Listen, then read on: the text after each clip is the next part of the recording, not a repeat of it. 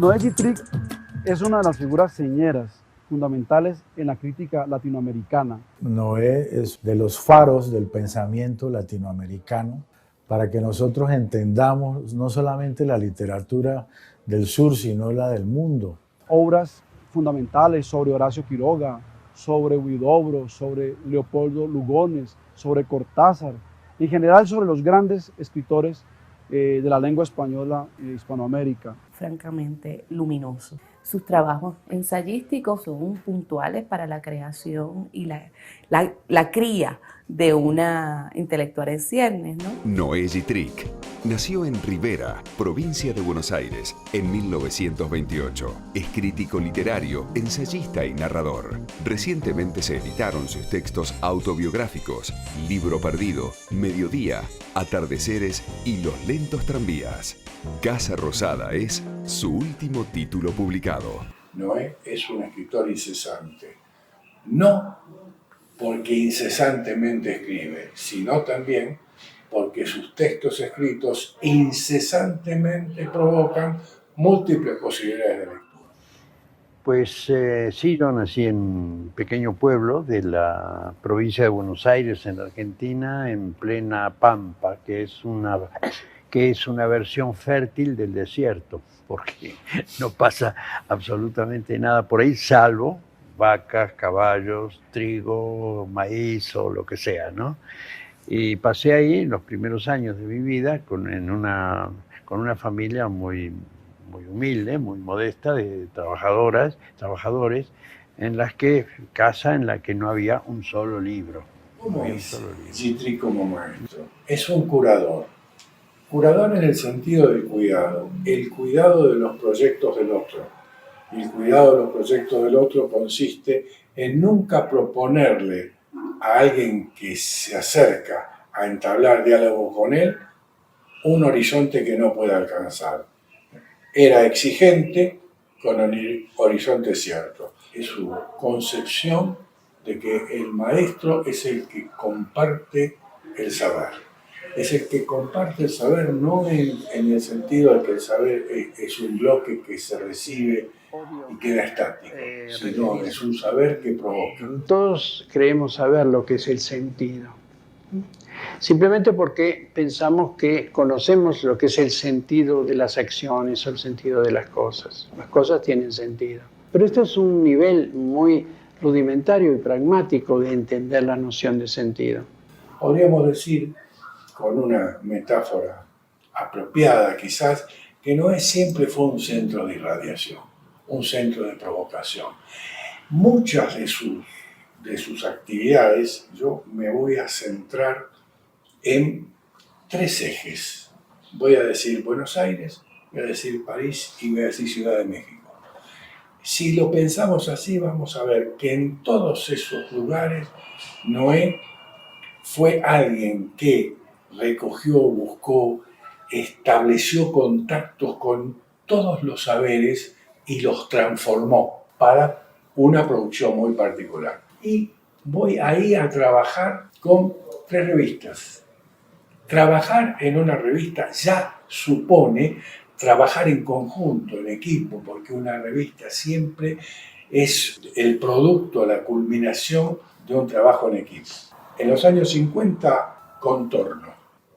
Cuando Noé se radica en México producto de un exilio obligado porque fue perseguido y amenazado de muerte por una banda en el año 75, allí centra su trabajo en la revista Discursos. Y es muy importante esta revista Discursos porque supone lo siguiente. Él había estado en París entre el 66 y el 69. La París que asistía a la transformación del estructuralismo en movimientos como los de Telquel, o sea, la crítica y la teoría literaria estaban en ebullición. Entonces el Noé de la revista Discursos es un Noé que incorpora la dimensión semiótica a la lectura de textos literarios y de textos en conjunto. Y después Buenos Aires. En Buenos Aires hacía Mosic, que fue una revista memorable que atravesó 10 años, donde ahí hay como un punto de inflexión donde el pensamiento de Noé empieza a abarcar una serie de cuestiones que terminarán consolidándose en la historia crítica de la literatura. La irrupción de Gittic siempre era la irrupción para promover proyectos, y esos proyectos nunca eran individuales. Bueno, yo conocí a Noé ya más íntimamente, personalmente, en un seminario que él dio en la Universidad Nacional de Colombia en 1996. Él ya estaba en el proyecto de la historia crítica de la literatura argentina. Incluso en ese momento estaba listo y me regaló el primer volumen, que era el 10, que se llama Irrupción de la Crítica. Y ese es un legado que es grande, un buen ejemplo, sobre todo para la literatura hispanoamericana. Hago toda esta introducción para preguntarte de la genealogía, de cómo se inició este proyecto tan importante y que ahora nosotros los académicos colombianos, los investigadores colombianos, nos interesa tanto emular. Si hay una pasión, es la pasión por la narración, que son 8.000 páginas con cientos de colaboradores que se concentraban sobre un tono, una mirada, un gesto que era el de Gittic. Ahora, ese gesto no venía impuesto por ninguna decisión burocrática, venía impuesto por la consonancia y la concordancia que todos teníamos sobre ese saber, que siempre estaba abierto a la discusión y a poder modificar lo que él previamente podía pensar. Toda historia es un relato. Entonces, ¿por qué no relatamos esa cosa que se llama la literatura argentina, en este caso en particular? Ahora, todo relato tiene capítulos, tiene momentos de transición. Cada momento de transición es un volumen. Organicé esta obra en 12 capítulos o 12 volúmenes, esencialmente con el fenómeno literario. No quería contaminarlo de esa relación que aparece como muy previsible entre la literatura y la realidad exterior. No había guión de hierro. Si ustedes ponen toda junta la historia de la literatura y cuentan las colaboraciones, mamita, no hay una en la que no haya metido mano Gittic. Porque, ojo, el talento de Noé viene acompañada con un formidable esfuerzo de trabajo. Eso. Creo haber hecho una síntesis apasionada de lo que es esto, porque a todos los que participamos en esa gesta, de alguna manera nos ha transformado el modo de pensar la literatura. ¿Cómo se hizo para salir de los inconvenientes, me imagino en algún momento bastante difícil, para que ese gran proyecto pudiera continuar? Hasta el último colaborador tuvo conciencia de lo que estaba participando, porque la historia crítica se hizo sin ningún apoyo oficial.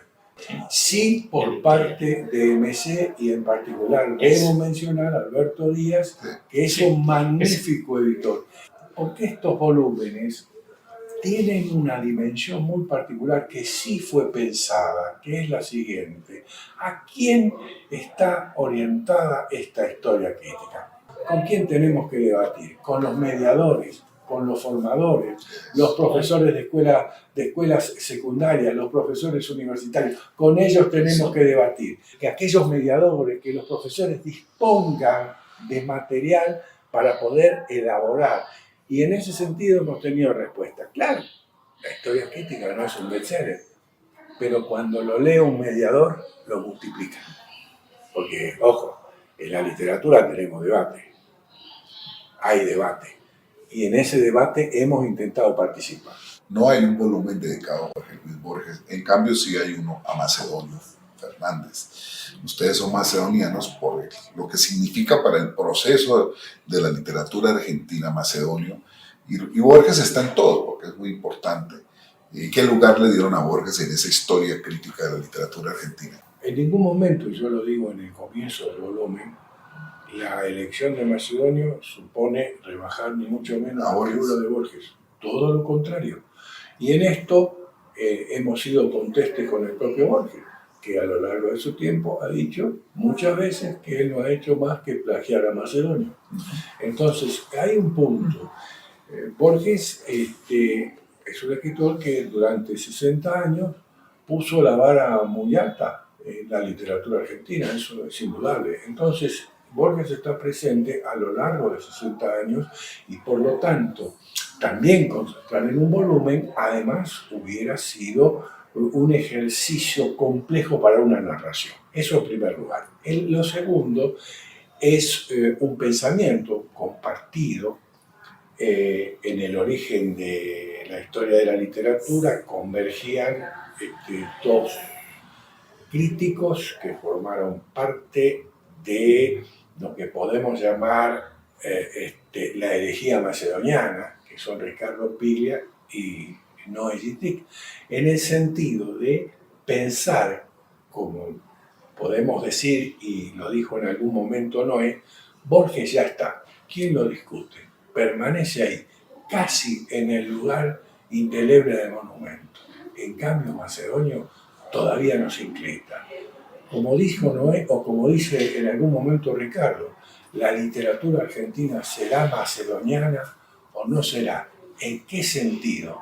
En que la literatura no debe plegarse a la forma de estereotipo ni ser coaptada por las fascinaciones del mercado, porque no siempre los buenos escritores son los que venden muchos textos.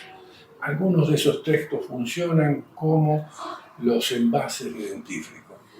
Una vez que se agota la primera lectura no se vuelven a leer. Hemos puesto el acento en conjunto, porque es una obra de equipo, en aquellos textos que perduran. No es siempre su faro para nosotros de resistencia, pero no de resistencia quieta, de resistencia inquieta. Es un hombre de izquierda. Conocí sus amigos jóvenes que lo visitan para hablar de política. Es un hombre de izquierda, básicamente, porque es capaz de sociabilizar el capital simbólico. Noé nunca considera que su saber es propiedad. Su saber está para compartir. Eso lo hace un hombre de izquierda, un hombre que está pensando en que los mejores derechos son cuando los otros tienen acceso al conocimiento. Siempre, indeclinablemente, estuvo planteado ahí.